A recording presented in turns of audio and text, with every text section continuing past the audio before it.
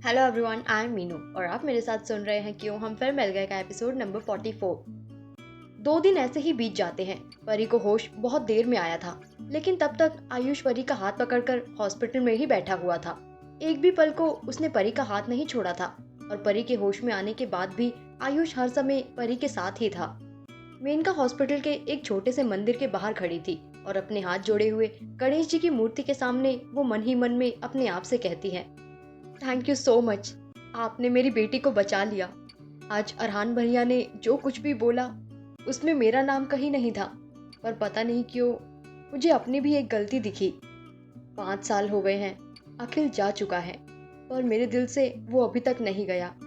कोई ऐसा दिन नहीं जाता जब मैं उसे याद नहीं करती, लेकिन अब कुछ ऐसे दिन हैं जो उसकी याद के बिना निकल जाते हैं। अब हर पल मैं अपने आप को अकेला और बेचारा महसूस नहीं करती हूँ। कहने को तो मैंने आयुष से शादी कर ली थी, लेकिन कभी भी उसे अपना पति नहीं माना।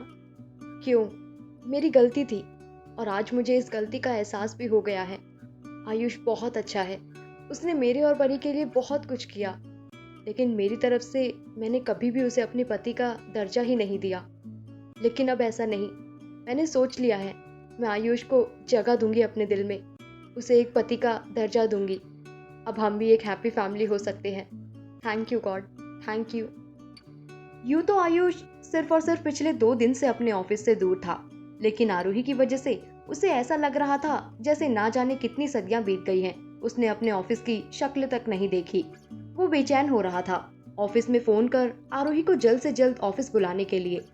हालांकि ये आसान नहीं होने वाला था, लेकिन अब बस बहुत हो गया था। वो और जुदाई बर्दाश्त नहीं कर सकता था, और ये तो आयुष ने सोच लिया था कि वो मेनका और परी को नहीं छोड़ेगा, हमेशा उनका ध्यान रखेगा। लेकिन अपने जीवन संगिनी के रूप में वो आरोही को ही चुनना चाहता था। मेनका थी तो उसके दोस्त की बीवी ही, एक ऐसा दोस्त जो उसने सालों पहले खो दिया था।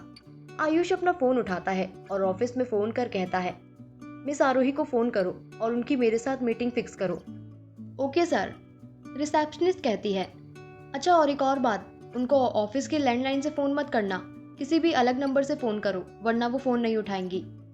हाँ सर, हमने उन्हें कांटेक्ट करने की कोशिश करी थी, लेकिन वो बार बार फ़ोन काट देती हैं। मैं किसी और नंबर से ट्राई करके आपको बताती हूँ। थोड़ा जल्दी बताना, मैं वेट कर रहा हूँ। इतने में ही मेनका कमरे के अंदर दाखिल होती है। मेनका के चेहरे पर एक बड़ी सी मुस्कुराहट थी और उसके हाथ में आइसक्रीम के 3 छोटे छोटे कप।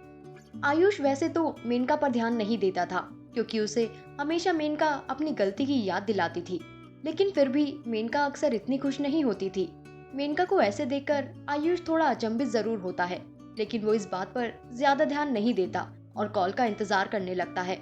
परी फिलहाल सो रही थी, इस वजह से मेनका चुपचाप परी के कप को छोटे से फ्रिज में रखती है और आयुष अपने लिए लाए गए कप को बेड पर आकर रख देता है। मेनका आयुष को देखती है और कहती है, thank you so much Ayush. Ayush कुछ नहीं समझ पाता और वो मेनका से कहता है, फॉर वॉट? मेनका कहती है, फॉर एवरीथिंग। मेनका मुस्कुराती है और अपनी आइसक्रीम खाना शुरू कर देती है। वहीं आयुष को तो अभी भी फोन कॉल का इंतजार था। कहानी में आगे क्या होगा जानने के लिए सुनते रहिए कहानी के आने वाले एपिसोड्स। Thank you.